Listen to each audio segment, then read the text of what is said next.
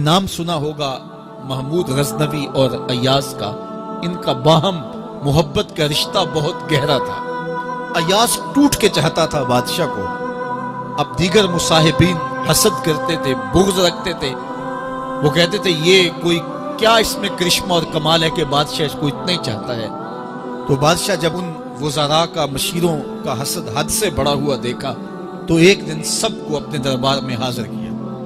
दरबार में एक तालाब था, तो उसमें मुट्ठी भर के मोतियों की फेंक दी और एक एक वजीर को कहा कि ये मोती निकाल के लाओ और ये ख्याल करना कि तुम्हारा लिबास भी, तुम्हारा बदन भी नहीं भीगना चाहिए। तो सबने कहा कि ये अजीब बात है कि हौज की तह से मोती निकाल के लाएं और लिबास भी ना भीगे और बदन भी ना भीगे, ये तो लाजमी होगा।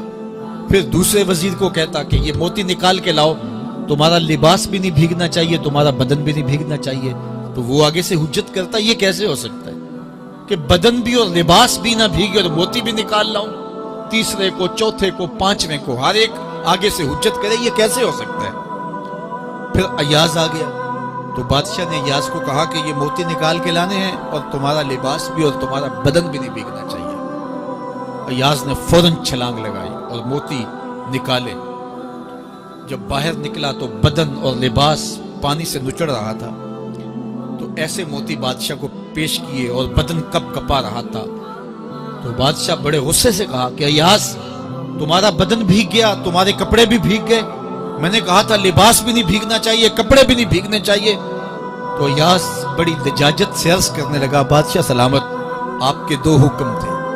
एक ये कि मोती निकाल के लाने हैं, दूसरा हुक्म यह था कि लिबास और कपड़े भीगने नहीं चाहिए।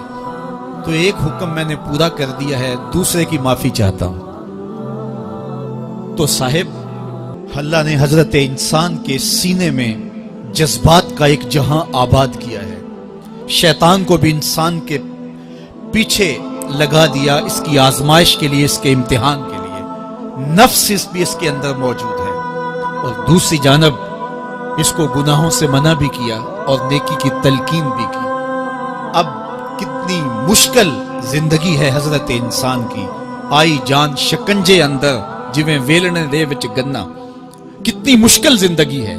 ख्वाहिशें हैं कि आवारा हैं, आरज़ुएं हैं कि बेकाबू हैं और दूसरी जानिब अल्लाह का हुक्म है। अब क्या करे? तो गुनाह करने के बाद फिर अल्लाह के हुजूर तौबा कर ले।